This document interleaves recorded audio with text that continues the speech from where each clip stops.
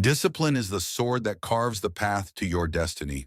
Without it, even the most brilliant dreams remain just that, dreams scattered like leaves in the wind. But discipline is the bridge between thought and action, between what we desire and what we become. Let me tell you a story. Years ago, I sought wisdom from a monk who lived high in the mountains. He had no riches, no followers, no worldly possessions, yet his presence was commanding. I asked him, "Master, what is the key to fulfillment?" He looked at me with eyes that seemed to pierce through time itself and said, "Discipline.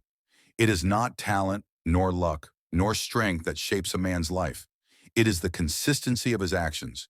Show me a man who masters his days, and I will show you a man who masters his life." At first, I didn't understand. Surely there must be more, some secret, some shortcut. But he only smiled and sent me to fetch water every morning, long before the sun rose. For weeks, I resisted the task, questioning its purpose, until one day I realized the task was the lesson. In repetition, I found clarity. In effort, I found purpose. You see, discipline is not about grand gestures or dramatic declarations. It's the small, deliberate choices we make every day. Waking up early, even when the bed feels like a sanctuary. Practicing a skill, even when progress seems invisible. Saying no to fleeting pleasures so we can say yes to lasting fulfillment. Discipline is the warrior's armor. It protects us from the distractions that would otherwise conquer our focus. And like armor, it's not always comfortable. It can feel heavy, restrictive, but without it, we are vulnerable to the chaos of the world. There's a paradox in discipline. The more you embrace its boundaries, the freer you become. When you master your impulses, you gain control over your time, your energy, your life. And isn't freedom what we're all searching for? But discipline is not perfection. It is not about never failing. It's about returning to the path when you do.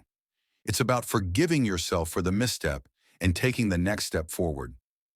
The monk once told me, even the mightiest river carves its way through stone, not with force, but with persistence. That's what discipline is, persistence. The quiet, steady force that shapes us into who we're meant to be. So I ask you, what do you seek to master? What dream have you kept locked away, waiting for the perfect time? Discipline doesn't wait for perfection. It starts now, in the small actions you take today. Decide now. Write down one habit, one action, one commitment that you will embrace with discipline. Then honor it, not for a day, not for a week, but until it becomes a part of you.